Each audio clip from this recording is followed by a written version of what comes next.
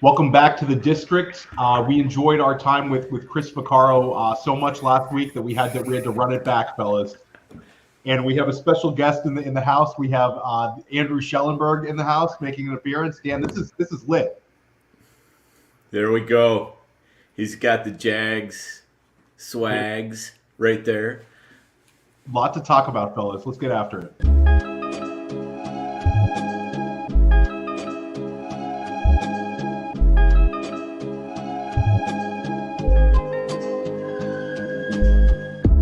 District, you know the Pope listens. Dynasty, our religion, for the blokes missing. On all of these trades, on all of these plays, on all of these grades. By the end of the day, y'all getting played. So, what you gonna do next? Try to fill up that flex? Send the homie a text? That trash offer's the best? You try to make it complex, then they text you back. Now all of a sudden they don't make any sense.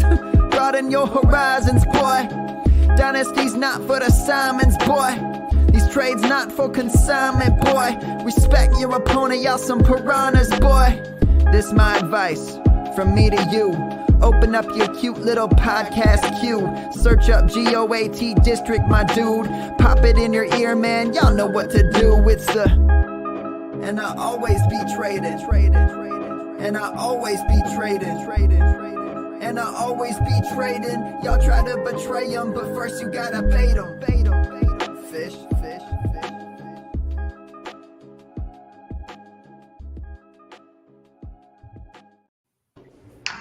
So last week was kind of a simpler time where we were very optimistic about everything. We made a couple of good calls were made, and a couple of calls we wish we could pivot. But that's fantasy playoff football, isn't that right, Dan? Yeah, no doubt about it. I mean, this wasn't an especially difficult first round to get exactly right. But the thing is, I mean, even in those cases, still not many people actually get all 6 games right. No, for sure. And Chris, the DK Metcalf, how he kind of people were going. I know when we had Daigle on, we went Tyler Lockett.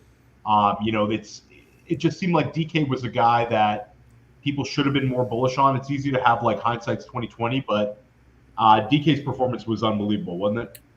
Yeah, he sure was. 37 fantasy points in NFFC scoring, and most of the teams at the top of the leaderboards had him in the lineup, and if we went with the strategy we talked about on last week's show about trying to get in a receiver on a team that we thought would lose, whether it was Seattle or Miami, and take those points on one of those wide receivers and then, oust them so we can start clearing up our wide receiver spots.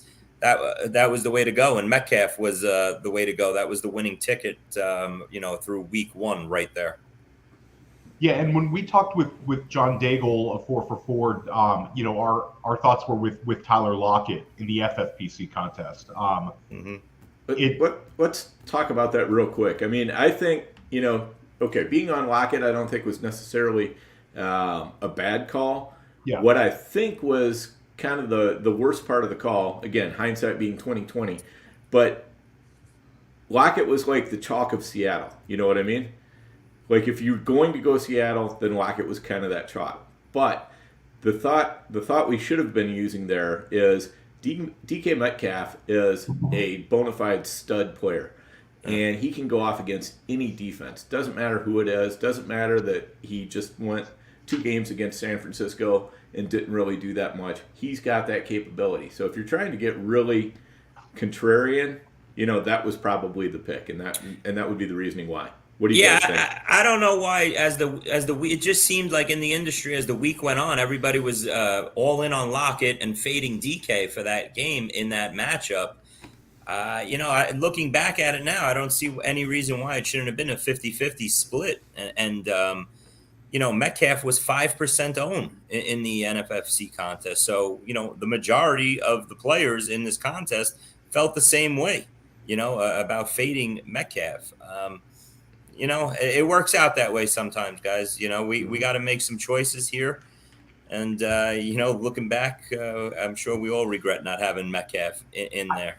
I think, Metcalf's one that I think if we do this again in a year, that's one we need to kind of remind ourselves, it's not hard there's like a proper alpha that people are not on. Just dive into it. So it's kind of a lesson learned. I think we were pretty sharp on a lot of things last week, though, in terms of how we looked at the game flow. We talked up James Cook, he scored. We talked up Diggs, he was a pretty easy chalk. There was one game though where one of us was off, and it was the Los Angeles Chargers. We have Andrew head to head. Andrew was at the game. How did that go for you, Andrew? God, I deleted any text messages to the contrary, but I was all about the Jags from start to finish. No, it was epic. Dan and I've got some Trevor Lawrence stuff to work out in therapy next week, but what really did it for me was the punt off the helmet for the Chargers. And you know what? I'll just say, I think that for all the cool Peterson stuff and the going forward and the 2-point conversions and the Trevor playing well finally in the second half, what's really funny is Staley was supposed to be the analytics king last year, and he kicked 2 field goals from 4th and 3, 4th and whatever, 4th and goals, shorts, especially after that doink off the helmet. He could have sealed the deal against the Jaguars, and he settled for field goals. I think it all came down to that. There was a 4th and 3. Peterson even declined a penalty, daring Staley to go for it on 4th and 3, and he kicked a field goal, and Dicker missed it. And what I want to take away from this is not only is it a win for the Jags and Lawrence and my fight against Dan here on Lawrence, but it's also call it a win for analytics and going forward and hashtag never kicking ever. So, and Andrew, we're never kicking. This time, please don't go behind my back and contact the therapist beforehand. And I get it's just not cool. Stand back, dude, Dan. You got stand back. Dan's got enough therapy issues with the Vikings. That's right. And then we had also the following game. We kind of underestimated how Miami Buffalo. It's a divisional matchup. All 3 games were tight this year. Buffalo survives again. That game was very, very entertaining. Stephon Diggs goes off in the first half, and then the second half, Josh Allen was pretty loose with it, wasn't he? Yeah, very. That game was absolutely crazy. I never saw a team make so many mistakes in a short period of time to change a game all the way around. And it started with the review on the Knox touchdown, the second one that he should have had, I thought, and it would have been 21-0, and it looked like Buffalo was just going to boat race them out of the stadium. And a couple turnovers here and bunch of mistakes. The punt return, they gave up that long punt return. And it just looked like a bad movie script. And I laid the points in that game with Buffalo, and I couldn't believe what I was seeing. I thought it was one of the better bets of the weekend. I thought Buffalo was going to win the game by 24 plus, and Miami made a game of it. But luckily Buffalo survived, kept all the Buffalo stacks alive for these fantasy contests, and Buffalo moves on. Survive and advance, guys. That's all it is. And then we had what was very enjoyable. I live in Long Island. Chris is a New York City guy. Chris, how excited was the Greenwich Street Tavern for this Giants game? I bet you had it packed. Theo, we were rocking, my man. We were slammed. Reservations, every table was taken inside and outside in our huts for that game by Thursday. And once again, for this upcoming Saturday, the game is going to be even bigger now versus the Eagles, a giant Eagle. Because we're basically an Eagle bar. We get a whole big following of Eagle fans. And now we got an Eagles-Giants, combination. It's a dream for me personally on a Saturday night. But this is going to be a hell of a fun night to watch the Eagles-Giant playoff matchup. Yeah, the game was unbelievable. We saw really fantastic performances from Daniel Jones and Saquon Barkley, and also we saw Isaiah Hodgins have a really good game. Dan, you were at the game, so Andrew got to enjoy a comeback win, and you got to enjoy a loss. I know you had family members at the game too, so the Williamson household was a little bit upset after that one, I bet. Yeah, I mean, I'm a Vikings fan. I've been through this many, many, many times before. By the time I walk out of the stadium, I'm over it. It's done. It's just another, the Vikings spitting the bit yet again. Scorned fan. Yeah, exactly. So, this is, as I said on Twitter yesterday or a couple days ago, this is the reason why there are so many fantasy analysts who come from Minnesota, because, we know it's on us to provide our own championships. So the Vikings are not helping us out. The Twins are not helping us out. The Timberwolves are not helping us out. The Wild are not helping us out. It's on us. So we just do it. We had, when we had Austin Martin in the Austin Martin, shout out, one of our friends and also a very good high stakes player and a great dynasty player, but he's also a Minnesota fan like Dan and also from the state of Minnesota. I made the mistake. I believe this was after the Buffalo game where Minnesota beat Buffalo and everybody felt great. I said, you got to think maybe you make the Super Bowl this year. And he goes, we're not making the Super Bowl. We're just, happen right in the playoffs. It's a certain self-deprecation. Anybody who lives in New York, it's kind of like how Jets fans feel. Even they you kind of accept it a little bit. But that was good. And we saw Hawkinson was another low-hanging fruit, guys, where he lit up the Giants. Completely lit up the Giants again, and did it all over again. Mm-hmm.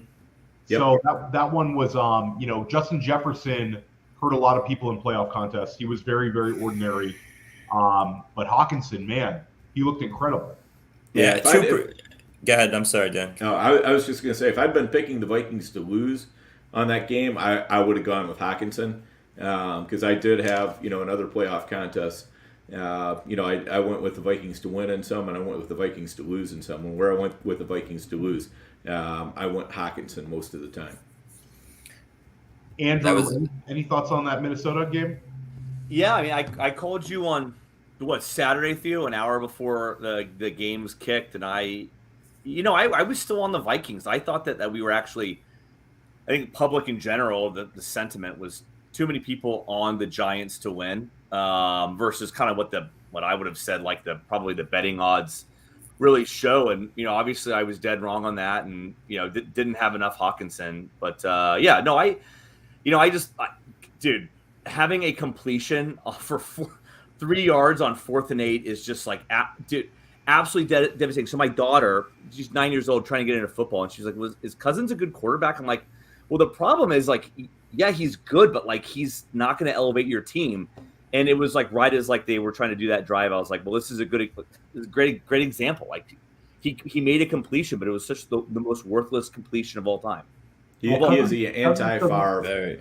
That was a really strange way to end the game. It was really so anticlimactic. It was like everybody was waiting for a pass letdown, Chris. Downfield, and it was like a little dump off, and it wasn't like Hawkinson was wide open. He was covered completely. It was like, our defender like hugged Hawkinson, and it was like, all right, it's over. Like very strange. Hawkinson was the least covered defender on there. But that said, I mean, I don't know, but I've heard a rumor that it is possible for Justin Jefferson, when he's completely covered, to make catches on 4th downs. Yeah. Have you guys heard anything about this? Yeah, have you read about this? Have you seen this? Yeah, I heard a rumor. It's I've heard that it's possible. I don't know if Cousins knew that or not, but well, when you're a superstar, you got to throw. When you have a superstar like a Justin Jefferson and the game's on the line, you got to at least throw it up to him. I don't care if there's 2 guys on him. That's who you got to go down with at the end of the game. Yeah, anybody who's past the sticks.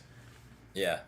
Well, one guy who is looking like a superstar again is Saquon Barkley, who didn't have the incredible volume, but he was unbelievable. 6 yards a carry, catches 5 balls, and gets 2 touchdowns, rushing touchdowns.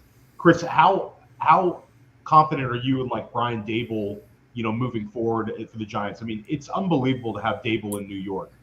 Oh, he's turned the whole thing around. He's made Daniel Jones a big time quarterback that's probably going to get $40 million a year. Like Daniel Jones, we in New York over here, we wanted this guy out of town for 4 straight years. Now Dable comes to town and he turns the whole offense around. Best coaching hire of the season. And the future's so bright for this team. On both sides of the ball, the defensive line is starting to come together. And I know just hearing the last couple of days, it seems like a lot of people are backing the Giants to go into Philadelphia and giving them a real chance here. And I'm a diehard Giant fan, and I was with Dan and you guys. I thought Minnesota was going to get the win this past week. I didn't think this Giant team was good enough to win a playoff game, but they showed me. I was, pleasantly surprised. Well, it's very interesting, and then we'll touch on the picking this game, the upcoming Philadelphia-New York game after we get our picks in. But this will be the third time they play in 34 days. It's insane. Yeah, crazy. So it'll be super interesting. But if I told you guys in the preseason the Giants would win a playoff game with Isaiah Hodgins, Darius Slayton, Richie James, Daniel Bellinger, and Lawrence Cager as their pass catchers go with Saquon, I mean, wait till next year when he gets a couple of skill position players. That offense could really take off. We lost Sterling Shepard this year and traded away Kadarius Toney, our two top guys. Yeah, and Wandale Robinson too. And Galladay was zero. And Galladay was a zero. Galladay in the roster. And Galladay's a zero on the locker room, probably. That's top 4 guys. It's really crazy. The Isaiah Hodgins story here is really something special. He's really becoming a pretty good receiver. That's a guy they brought over from Buffalo. They knew him in Buffalo. And, it's awesome. It's great. But just real quick, Theo, because you touched on Barkley and I didn't say anything. Yeah, go for it. This was exactly – we're seeing now these last 3 weeks, 4 weeks, a healthy Saquon Barkley. I still – there was that stretch in the middle of the regular season, the fantasy regular season for 3-4 weeks where Barkley was just tanking, right? And everybody was jumping off the bandwagon. He was hurt, okay? You got to look at Barkley as who he was in September and October, not in November, because he got banged up. He got 3 or 4 different injuries to his shoulder, his knee, and he was just limping into games for about a month.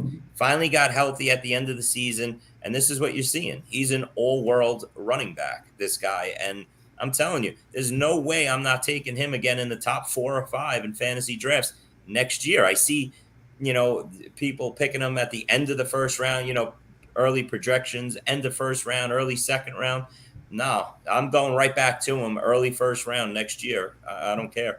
Yeah, I think you're right on that, Chris. And I think that the market will adjust because he looked so good in the playoffs. And recency bias shouldn't play as big a thing as it does into ADPs. But seeing a guy perform like this during the playoffs just kind of reminds you of what can happen. 25 years old, and he was healthy all year long, averages like 18 points a game, and we all think the offense will get better. So I think the market will adjust. I think he'll be a top 6 pick all summer. And he'll be right up there with like Eckler and CMC. It'll be interesting though. Right. The next game was interesting. We had the Bengals and the Ravens, and it seemed like everything kind of went right for the Bengals to kind of survive this one. Anybody have any thoughts on this game? I mean, they were the better team. It's not a surprise that they won. But their offensive line is a real issue. Buffalo's got a solid defensive line. Dan, we lose Dan. Yeah, we lost Dan. But I was not impressed by the Bengals at all in that game. I think they, without that the fumble at the goal line, we could have been looking at the Bengals one and done. They lose 3/5 of their offensive line going into this game, and there's a reason. When that line came out late Sunday after everything went down, and Buffalo I saw was a 3.5-point favorite, I said, wow, I'm shocked. I thought it would be about 2. I thought Buffalo, because of them struggling earlier in the day, I thought Buffalo would be about a 2.5-point favorite. Not only has Buffalo gone from 3.5, which I thought was a lot, they're up to 5.5 now in Vegas, which shows just that, Vegas doesn't get fooled that much. And I think Cincinnati's in a world of trouble. I think people also look at Buffalo, they see them struggle in that game, but they needed so many different things like we talked about, those turnovers, wacky plays, or else they would have beat Miami by 30 points in that game like they were in the first quarter there.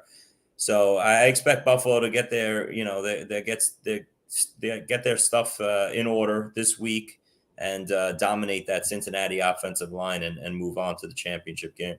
And I didn't look at the public consensus, but I would be shocked if Cincinnati wasn't a public dog. And a lot of times public dogs just get smacked this time of year.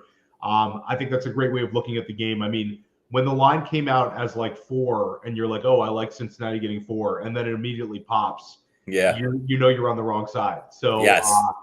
I think Buffalo is the play. And also, if you believe in conspiracy theories, Buffalo and Kansas City have been encouraged to sell playoff tickets for this game in Atlanta, and the Cincinnati is taking some umbrage with it. Andrew, you got to be fired up as a Jacksonville Jaguars fan that they give you that disrespect. Yeah, not very nice. But a couple things. One, I don't think anybody plays defense like the Ravens do in the AFC remaining. So I just don't. I think the Ravens line up and smack you in the mouth. I think Buffalo kind of, just play their man-to-man defense and see if they can, beat you, man-to-man and not just like bring it to you. So I'm interested to see if maybe that was like the worst or the storm that the Bengals had to weather. Couple things related to Buffalo Bills and Bengals play this past weekend. I had hotels in Cincinnati and Buffalo and flights booked to them both last weekend for Sunday. But, with all my status, don't worry, I can cancel risk-free, no problem. So I did. I have something to do this. I have something to do this Saturday. I can't go to Kansas City. Otherwise, I absolutely would have. However, having said all of this, the public is all over Buffalo. However, it is, I think it pays, it's basically implied odds of about 7%, but a Jags-Bengals moneyline parlay, bet 100 to win $1,200 on that if you believe in the dogs this weekend. I'll save my money on that one. Agreed. I'm not putting it down, but let me tell you this. Money line with your Jags. Let the me tell you Jags money line with Buffalo money line, you get like 6-1 and actually cash that one. Maybe. Let me tell you this. We're betting. I know we're about to go into it. Number 1 seeds, 8-23 against the spread when favored by 10 or less points. If you're thinking about the Giants or the Jags this weekend, both under 10 points. Number 1 seeds, 8-23 against the spread. That's a great poll, Andrew. I think that's your best gambling stat you've ever given on the Goat District. I stole it from Stucky from the Action Network earlier today. I just think it's the reason to bet the Jags. And then, guys, we had let's just quickly talk about Jamar Chase chalk. The Jamar Chase chalk looks very, very right. He looks fantastic, like he's going to rip this playoffs up. Any thoughts on Jamar Chase, guys?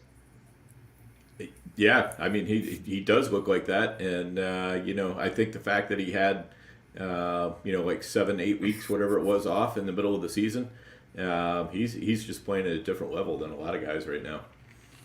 Yeah, I think that was the right angle to be on. That was the majority of who the people were going to pick for the Cincinnati representative. Burrow pretty much was the quarterback that busted in week 1 fantasy-wise. He was 25% owned. So 25% of those owners right there can't be happy with backing Burrow and the Bengals, when they put their lineup together.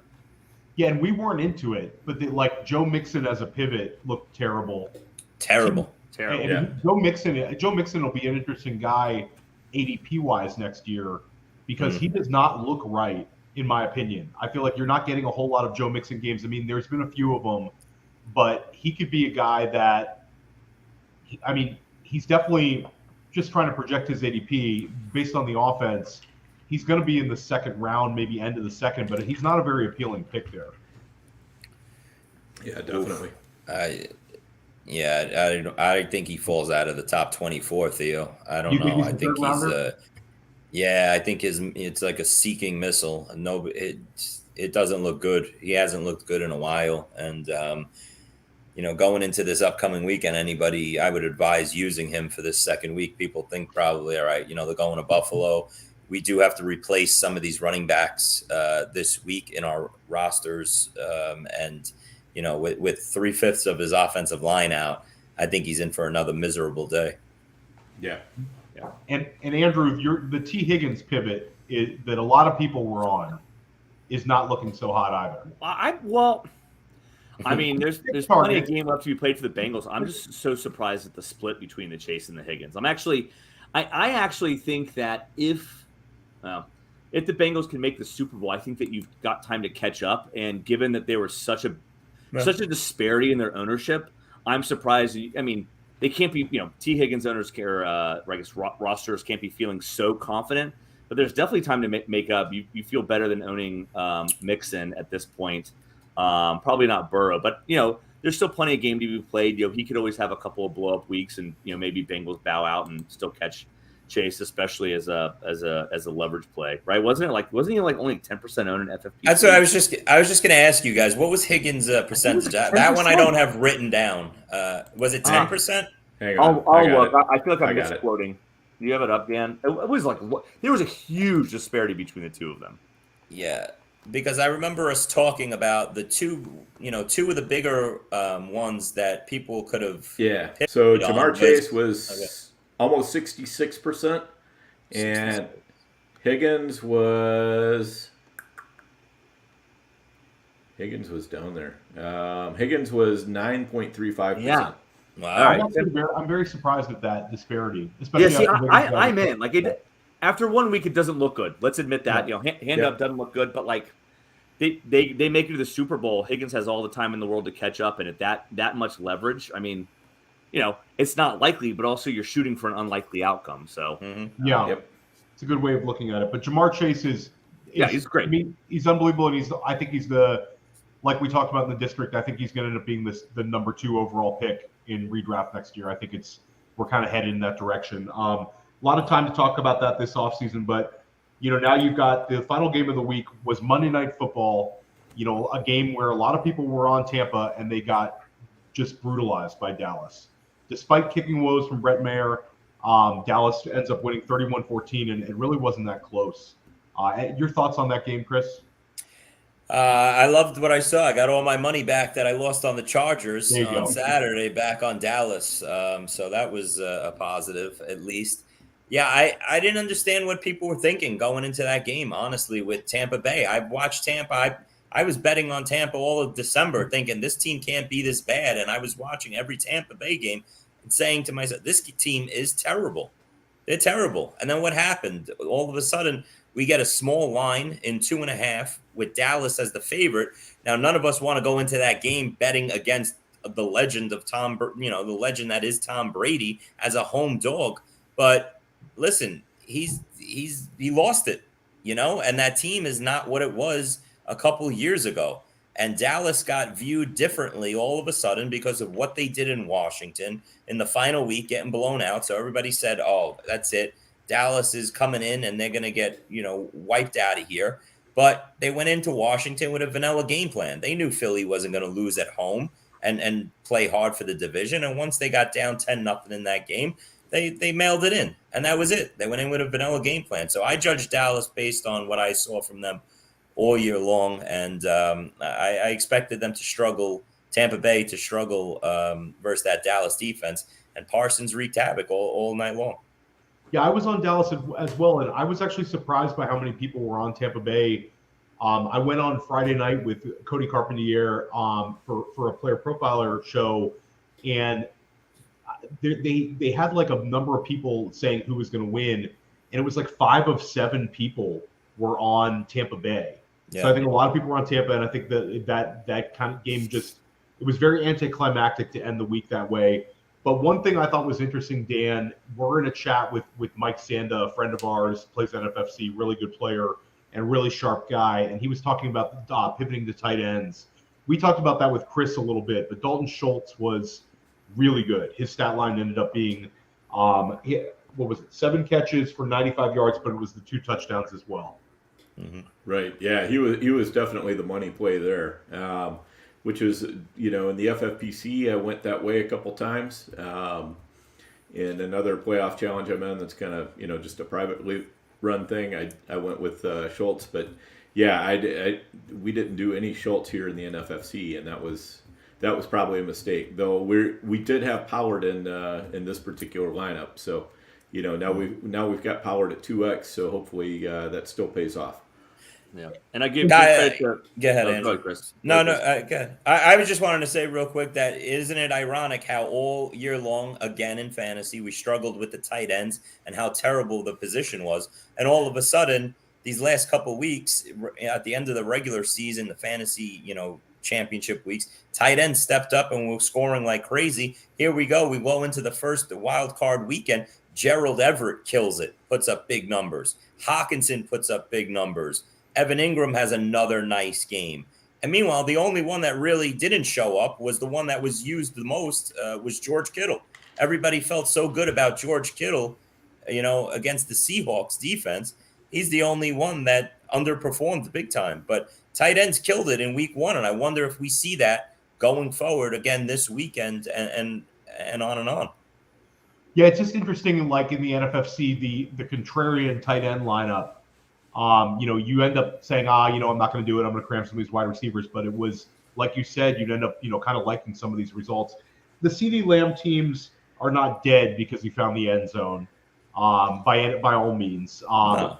But it 18 fantasy points is that, it was good. Yeah. But Schultz was just like, that was just right there, Yeah. So give credit to Mr. Snowman in the chat. I think I yelled when we were trying to slam Schultz into the lineup for the FFPC one. I said no 2 tight ends. I did say that. I think Mr. Snowman was on Schultz. But the problem with Schultz is, and we were just talking about with Lamb, is like you really wish that Dallas had lost in the Schultz blow-up game. Like that's what you need to do, is just like lock into Dallas at those points and move on with life. So it is great that he blew up, but kind of like the wrong game script to really hold on to any advantage. So I'm interested to see how that plays out as a couple of these contests progress. Yeah, on the flip side of that game, though, you know what? We went with Godwin. Most lineups went with Godwin, and that's exactly how that's exactly what you wanted. He was the highest scoring buck, right? Out of the main guys, you had to pick between Fournette, Godwin, Evans. Godwin got his points, got eliminated, and you move on. Yep. If we could have only pivoted from Godwin to DK Metcalf with that lineup, with the mentality of the losing team wide receiver. But anyway, here we are. What do you guys want to do? The picking the winners this week ATS, or do you guys want to do our lineup first? Let's pick our winners first, because that should kind of inform our lineup a little bit. So this one we don't really need to spend too much time. Why don't we just go around the horn here, starting with Chris. Kansas City right now is an 8.5-point favorite over Jacksonville. Which way do you see this game going, Chris? I think this is the one game out of the 4 that, I think Kansas City will move on pretty easily in this game. They got the experience. They got the quarterback, home field. I don't think Jacksonville, sorry, Andrew, I don't think Jacksonville is ready to win another game here. I'd be totally shocked if Jacksonville went into Kansas City and pulled this upset off. Yeah, I actually think 8.5 was like, I would have made it a little higher. I would have made it like a 9.5-point line. So I'm on Kansas City. I think Kansas City by 14. I just think they've got too much, and the emotional. It's tough for Jacksonville to go into Kansas City after winning that game on the comeback. I think it ends for the Jaguars this weekend. Sorry, Andrew. Dan, where are you at? Andrew, I think we're going to need a double session this week. So I'm taking notes. Andrew, I know another plus 350 bet on his phone while we're talking. Don't make me say MTP on the pod. I gotta keep this non-X-rated. You gotta keep it like TVMA, like at least, So Andrew, which way are you on this Jacksonville? Yeah, I already said it. I already said my Stuckey stat. 8-23, favorite, number 1 seeds, less than 10 points against the spread. 8-23, Jags +9. It's moved to, by the way. Wait, is that against the spread, or you have your Jags winning outright? I thought you said against the spread. Well, we're going into it, but are you liking the plus 350 here, Andrew? Oh, I'm sorry. No, also fuck it. I'm not even that big of a zealot. I just had to lean that way for all the Jaguars hate. So not only am I going against the spread, I'm also going money line. Move on. Next game. Well, if you're playing dogs, you got to sprinkle the money line. Small bet on the money line. How do you not sprinkle on the money line? You got to sprinkle it this time of year, guys. And then so now we get to a really fun one. The Giants are getting 7.5 right now. I'm not sure if this line's going to move and maybe hit 7 by game time, but it's 7.5 is what I'm looking at right now. Chris, you got to do it for the hometown fans. Come on, at least take the Giants here, Chris. Come on. I learned a long time ago you don't bet with your heart. And I just think this Philly team is destined for the Super Bowl. I love what goes on both sides of the ball. And I think we see a healthy Jalen Hurts. They're getting Lane Johnson back also. I think Philly winds up covering this game, wins by 10. So I will take the Giants. I think that Philly ends up winning the game, but I think it's going to be by about 3 or 4. And I think Dable covers the number, and I think the Giants go into the postseason, so their heads held high, hopeful for next season, and Philadelphia does advance but does not cover. Dan, where are you at? Yeah, I'll take the Giants as long as you're getting the 7.5 on there. If it gets down to 6, 7, or even 6.5, I might go the other way, but I'll take the hook. Andrew. The Stuckey stat applies. Betting the Giants to cover, Philadelphia to win, although the reason you sprinkle the money line is never bet a dog if you don't think they can actually win outright. So I do think the Giants can win outright. I don't think they will. But definitely Stuckey stat says bet them. So I'm betting the Jags and the Giants against the ones. It's a great rule Andrew threw out. Also with March Madness around the corner, guys, remember that. Sprinkle the money line and don't bet on a dog unless you think you can win. Yes. Chris, yes. Buffalo, you're on Buffalo minus the 5.5. Maybe talk about it a little more. Yeah, I think Buffalo goes 30 plus here. I don't think Cincinnati is going to keep up with them. I think Buffalo force a couple turnovers, beating up that defensive line, that offensive line of Cincinnati. And I think we've seen this, Cincinnati struggle in September with offensive line issues. I think that's what, that ugly, that head rears up again, and that's the Cincinnati team we see. I think Buffalo's defensive line dominates the game, and Buffalo gets out of here with like a 34-17, 34-20 type win. Yeah, I initially I was on Cincinnati when the line came out, but I'm going to follow the line movement. I'm going to say Buffalo, wins by, let's say 9, 5. I'll take the 5.5, and I'm on the favorite. Dan, where are you at? Bengals money line. They're winning. Wow. Plus 220 from the overhyped sleeper. Okay. There you go. I love it, Dan. Andrew, where are you at? Well, there's 4 games. I'm not going 4 underdogs, but I am going 3 underdogs. I like Bengals in this one too. I like that the line has moved away from them a little bit. I'm all over the Bengals. Okay. That seems to be the majority, right? And you hear the last couple of days, everybody's on the Bengals. Nobody wants to, take those 5.5 points they're getting right now with a guy like Joe Burrow. And I get it. I just think we see a different Buffalo team come out this week. Yeah. I mean, I would say, agreed, Chris. Theo, you said earlier, it's a public dog. The line is moving against them, and yet, I've seen more and more like small bets on the Bengals. But I think the big money is clearly coming in on Buffalo, which is why you see the line movement. What I would say though is, if you can live bet, maybe wait until Josh Allen scores the touchdown on an opening drive and see if you can get over a touchdown on the Bengals. The 5.5, I mean, if it gets to 6, maybe great. But I would say see if you can get them alive over a touchdown, maybe over 10, depending. Burrow, Higgins, and Chase are going to have to completely go off and dominate this game for Cincinnati to get out of this game alive. And the Dolphins had a little bit of luck, right? But Burrow's way better than Skylar Thompson. But, dude, Waddle and Tyreek dropped 1.5 million balls, all numbers approximate. Now, they had a ton of other breaks go their way, no doubt. But, I'm kind of surprised at, how Waddle and Hill did not step up. And just takes Chase and Higgins doing so that maybe makes the difference in this game. Oh. And I will say, we have so many Buffalo Bills fans that are guests in the GOAT District. Wishing those guys good luck this weekend. I know a lot of them are listening in. The last game is awesome.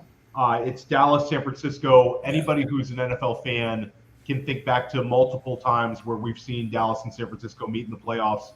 We saw them play last year. Growing up, you think back to the Steve Young teams, the Troy Aikman teams. I mean, it's just awesome when they meet. It's usually a very good game. Chris, which have San Francisco and Dallas really played any big games? I mean, I don't recall any any catches or anything. Well, technically, I'm still too young to have seen any of those, Dan. But yeah, Andrew, the catch broke my heart when I was young. I was rooting for Dallas. God, man.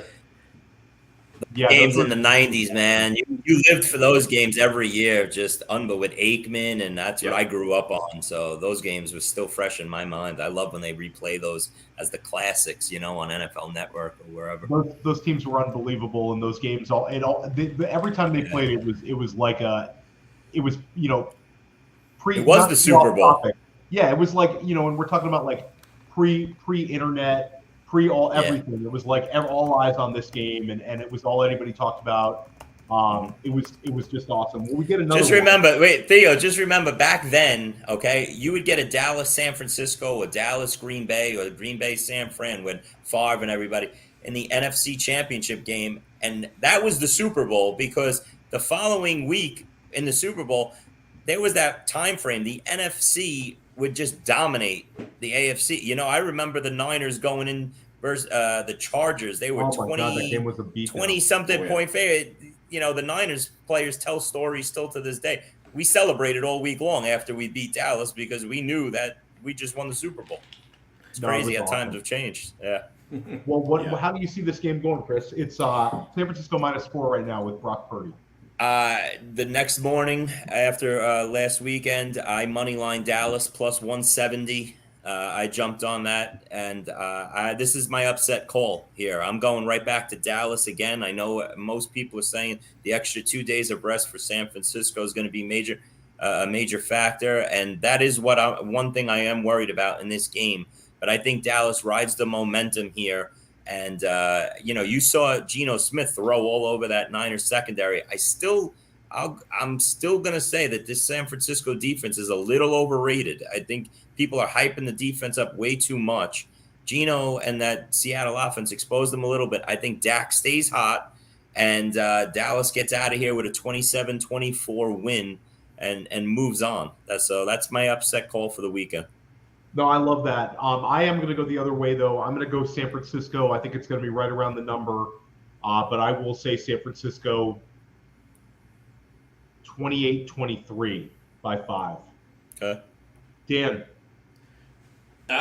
San Francisco, but I have no confidence picking against the line on that one. I just, if I was betting that game, I'd just bet money line on San Francisco and take the small win.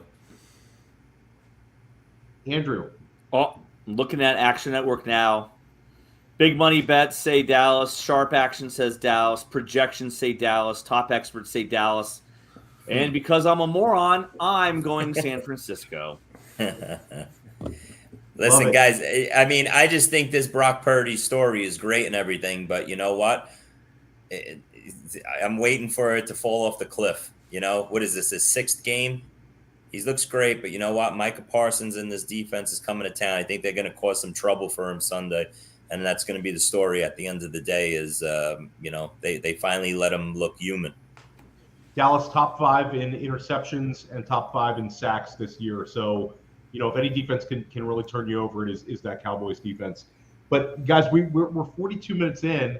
This is this is a really fun so far. This is what we do in the Goat District. We always go over, right? Yes. We tell John Lobb, hey, come on for an hour, and he's here for like an hour and 45 minutes last night. We tell Chris, hey, Chris, maybe like 30 minutes of your time, and here we are at 45. So we're back, guys. But this is the important time. Now it's time to make some money. So Dan has our NFFC lineup in right now. Right now we have quarterbacks. We went with Patrick Mahomes. Is this one ours, Dan? No, we didn't go Mahomes. No, I'm trying to see our lineup. Yeah, this one. It's on the left-hand side. We didn't fucking go Mahomes. No. Josh Allen is set. So we have 2x Josh Allen, and then we have Danny Dimes.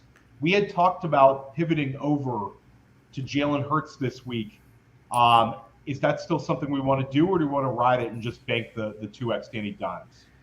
Yeah, so here's the question in my mind. We're sitting in like 900th place or something like that. Yeah. I mean, which is not terrible in this kind of contest because, it's about your 2x, 3x, 4x guys are going to matter a lot more than where you're sitting in after the first week.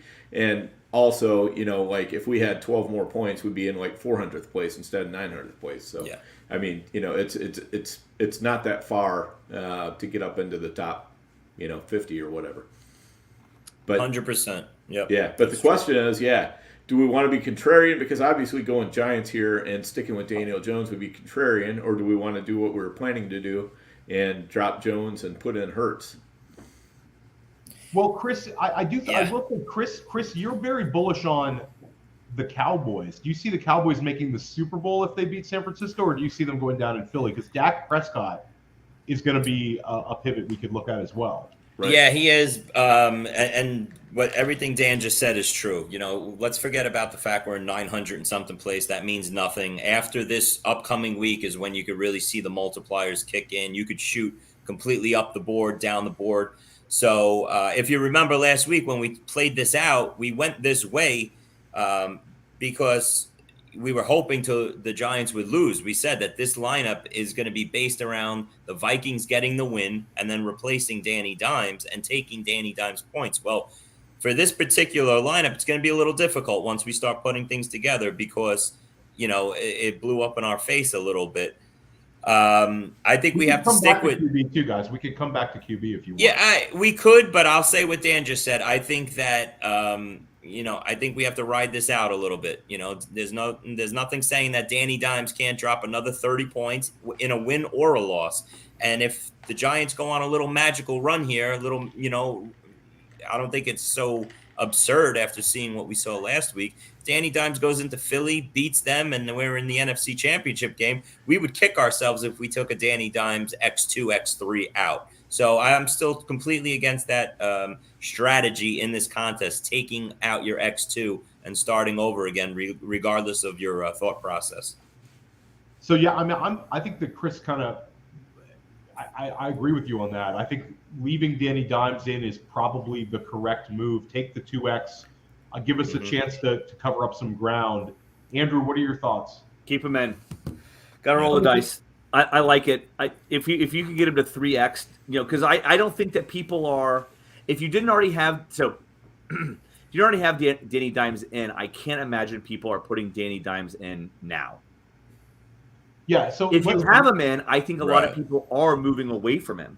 So if he sneaks through, I think that we're going to be one of very few teams to have a Danny Dimes 3X, and I think that risk is valuable here. And one last thing with that, guys, is, you know, there's nothing to say, like, even we all think the Eagles are going to beat the Giants. And so I'm sure in an ideal world, we want a Jalen Hurts as our X2 with a wide receiver and then take another receiver maybe next week as like an Eagle stack, I'm saying. But there's nothing in this contest that say we have a Devonta Smith here as an X2 going into this week.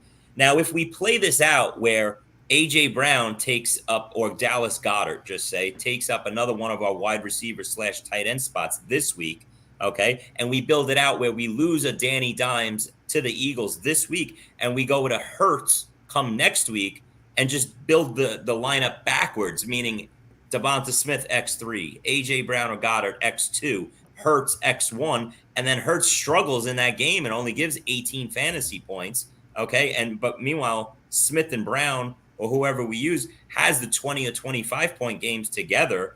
We flip the script on everybody in the field pretty much. Yeah. No, I love it. It keeps us contrarian. And also we have, like, I have faith that Danny Dimes is going to put up a decent number. He had 78 rushing yards last week, and he's playing fantastic. So, and it's also a defense he's seen now 3 times, although they sacked guys last week. You guys know what I mean. So we're locked in with that. You have Christian McCaffrey. We correctly have Christian McCaffrey with a 2X. We're fine with that. Moving on, Austin Eckler, we got a nice performance from, but now we need to add a running back. Yeah. What jumps out to you, guys, in terms of who we should add to replace Eckler? Anybody want to take that one? I mean, I'll say Saquon makes some sense because we're already diving into the Giants. It makes us I don't think it's a double-edged sword here because in order to win, in order to compete, they need a big game from Saquon, so we know he's going to get the rock. We don't want to lose out on those points. Right. And also, we're already deeply invested. If we could get maybe Daniel Jones finds him on a receiving touchdown, and we can double it up. I think you just take the low-hanging fruit and you take Saquon Barkley. That would be my lean. I'll go ahead, Andrew. Sorry. Well, it's much harder to come up with ideas than to shoot them down. I guess my point would be we're already contrarian with Daniel Jones. Mm-hmm. If the Giants do lose, then we've got 2 swaps to make away from Giants. Yeah. Does it make sense to just stick with the Daniel Jones if they win and deal with like a AJ Brown, Devonta. Like I'd almost rather like, and I know we're talking running back spots. I'd almost rather sneak AJ Brown in wide receiver and have like a Philly backdoor as opposed to having to deal with 2 Giant swaps. It's kind of where my lean is. So 100% what Andrew's saying, and that's the way I thought this out myself was, and it goes back to, do we all think that, are we playing this as a magical Giants run? And if we think that, and we're calling for the upset, and we're going to ride this out, then we do need to play Barkley right away. But if we're playing this as, all right, let's take Danny Dimes' points yet again and start building this Eagles stack, then what I would do is skip Barkley altogether and go with, we need to get a second Chief in this week. McKinnon. And that would be a McKinnon spot right there. That's the only 2. So for me, if we're going to fade the Giants, take Jones's points, it's McKinnon. If we're going to ride the Giants upset wave and make this a contrarian Giants run to the Super Bowl, then we got to go Barkley. Right. And if we do that, then we could throw in like Juju or something like that at wide receiver. We're not going to be able to do that, and I'll tell you why when we get there, Dan. All right. But we got cliffhanger. Hey, Dan, that's a cliffhanger, buddy. You're looking farther ahead than me, so yeah. That's some showbiz shit there. But basically, what that says then is that we're if we go with the Giants, then we're also kind of taking ourselves out of the Chiefs, right? By what you just said, because we wouldn't have a second Chief in there. Yeah. I mean, we got 2 wide receiver spots. No. Yeah, we do have 2 wide receiver spots. They're going to be completely eaten up though once we get there. All right. Well, maybe we should go to wide receiver first. Yeah, let's go to wide receiver. Wide receiver. All right. I'd like to know where we're going here. Yeah. So, well, go ahead, Theo. I'm sorry. I'll say that wide receiver wise, we had talked about this last week about adding AJ Brown potentially in the 3rd week. In this scenario, I think we just go with him now. Is that where you would be going here, Chris? Yes, that's I would be getting in AJ Brown, or if we wanted to try and play this a little contrarian and look at a team like Dallas last week, what Dalton Schultz did over CeeDee Lamb, we could play it with a Dallas Goedert to have, if we didn't want to go AJ Brown. But I would start building the Eagles stack together. Devonta Smith with AJ or Devonta Smith with Dallas Goedert for one of those spots. I would say AJ Brown for me. Yeah. Okay. Yeah, I mean, I think we take the low-hanging fruit and we double up on the Eagles wide receivers. We hope for a perfect storm where it's a shootout and you have Danny Dimes and then you have the 2 Eagles wide receivers going after it. So I think it's a fine strategy. And then guys, we're in the minority already here because we have Danny Dimes at 5% ownership. So only 5% or less are going to start having these combinations that we have. So I agree with you guys with AJ Brown. We need to chalk a little bit. It's the move. I think more people are going to do what we didn't. I think they're going to pivot away from Danny Dimes. All right. So and since we have Josh Allen, we're probably gotta go Diggs. Gotta go Diggs. That was the automatic. That's the automatic because this was a Josh Allen to the Super Bowl build from the start, and Diggs was the automatic, fill-in for Justin Jefferson. Right. What concerns me about the lineup as we have it is that right now we have one Dallas player, one San Francisco player. Right. We're talking about putting a Chiefs player in, so we're going to be. Well, hear me out, Dan. With this, I'm sorry. With that, this lineup is based on the Bills going to the Super Bowl. So, as much as we want to say, we got to get a Chief in, well, we only see the Chiefs playing, one more game after this weekend. So, for this particular build, I'm not looking to stack Chiefs in those money spots of in the lineups there. I want to get my points this week, one more game next week, and I don't care. We don't have Pat Mahomes. We're not going to win if the Chiefs go to the Super Bowl anyway. Yeah, we're drawing dead if the Bills lose this week, which is fine. This is a Bills lineup, and I think we're just diving into it. Can I give you something gross, but the city of Jacksonville compels me to do this? Like I'm legit going to get like a notice in the mail if I don't ask. Do it. On the Chiefs fade angle, is there an argument to be made to put in ETN in the running back spot? Like, do you almost play it as if they're going to have 0 more games, or did I take it a step way too far here in terms of the contrarian nature of the lineup. It just creates more spots to replace next week would be my argument against that. But it is contrarian. That's my play on why we would use McKinnon is because I think we all expect the Chiefs. Sorry, Andrew, again. Nope. That's why I had to say it. I had to say it out loud, Chris. He's been the hot running back for the last month here, a month and a half for the Chiefs. Goes into this game, then you get him. If he's in a matchup with Buffalo in a nice high-scoring game, you could see him catching 5, 6, 7 balls out of the backfield at an X2. And I just think McKinnon makes a lot of sense. Or if we wanted to go really contrarian, Pacheco. So I'd rather not do Pacheco. I don't think it's going to be that sort of a game plan with Kansas City where they're going to be able to just hammer Jacksonville in the submission in the second half. I think that McKinnon will get his. So if we do go Kansas City running back, I think we'd go with McKinnon. Dan, your thoughts on that? Well, you don't have to twist my arm. I know, McKinnon. But I think Andy Reid trusts him a lot, and I think the fact that Mecole Hardman is out is just plays further into McKinnon's hand. Because it's basically McKinnon or Tony for that that role of kind of being that all-purpose back, kind of a almost a web back or whatever. McKinnon's going to get a lot of work in the passing game. He'll get a few carries. They like him around the goal line. So, yeah.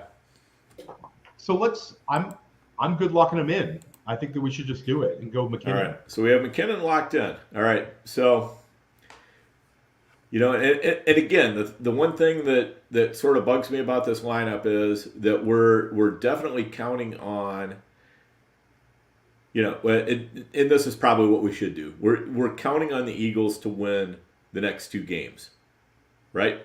Yeah, absolutely. Yeah, this was a Bills Eagles lineup. Yes. Right. So we just have to stick. We have to stick firm with that. And if we do that, then it makes sense that we don't have the second Dallas or San Francisco player, other than we do have a defense available to us. So that's it. The defense one is interesting because we can cram in. Basically, we could go Dallas here as our defense, and have a double Dallas look here, based on CHRiS kind of sold me here on Purdy potentially being turned over. That would probably be my lean defensively to go with them, or we could just go with the low-hanging fruit of San Francisco. Dallas would definitely be a more contrarian defensive play, I would imagine, Dan, or am I misreading that? Yeah, I think probably a little bit more contrarian. I mean, I think this one might be split a little bit more evenly, just because, Dak doesn't always play well on the road. He did this past week, but the Niners have a big defense. Everybody's all about Brock Purdy, and people are going to want to just ride San Francisco all the way to the Super Bowl. So I think the Niners defense might get a decent amount of play, though. When you think about it, though, because if everybody's on the Niners, the defense is not what they're going to put in this week, right? So maybe more people would be on Dallas. Yeah, what do you guys think? For me, I'm just talking about what I've done with my other lineups. I wound up getting Dallas in as my defense here, just playing contrarian a little bit because of my upset pick, the way I feel that this game's going to go with Dallas winning. And I won't have Kittle in, Debo, Ayuk. It's kind of a fate of those guys, which you're going to see a lot more ownership now this week of Debo, Kittle. I'm hoping to wipe out that competition, that all those players in the field using that, with Dallas hopefully upsetting them and having a Dallas defense be the reason why. Well, we went contrarian with McKinnon, which I think will be a nice contrarian play for us. We are contrarian with Daniel Jones. This is just, Theo, this is just strictly, when it comes down to this defense call here, it's about who you guys have moving on in this game. You want that second player. If you think San Fran's going to win this game, then you use San Fran's defense. If not, you use Dallas's defense if you're going for the upset call, and then you start going that way. But I don't have either one of these two teams beating Philly, and we don't also in this roster. That's why we're trying to, we don't have a CD Lamb in as a second wide receiver for Dallas, or a Debo or a Kittle, because we're fading these particular teams in this type of build. Well, the three of us were on San Francisco when we picked against the spread, so we should probably just dive into it with the potential of getting 2 games from them. Dan, what are you thinking after hearing everybody else talk? Yeah, I think we want to try to get ourselves up to a 2x game next week if we can. And San Francisco, as we picked it, San Francisco is definitely the choice. I understand what Chris is saying, though, that Dallas is a little bit more of a contrarian play, because if Dallas does win it, there's going to be a lot fewer people with the Dallas defense out there. So I don't know. I mean, I'm fine with San Francisco. I'm fine with Dallas. Either way, I think this game is going to be. I think it's going to be close enough. I think the odds are good enough that either team could win. So why don't we just break it and let our guests pick the defense here? Chris, you can be the we'll put it on you for this one. Guys, I feel bad. All 3 of you guys want San Francisco. I don't want to. Let's go with San Francisco. So let's lock it in. We'll go San Francisco as our D. And Chris, that leaves us with the possibility of still swapping out the Jaguars kicker for Brett Maher if we really wanted to. It's funny you say that. Love that. You know what? That was an actually under the radar good call by Dan last week, because we had Tucker locked in that spot. And switching to Jacksonville here, we're going to need this. Your Jaguars are going to have to put some points up on the board, not touchdown wise.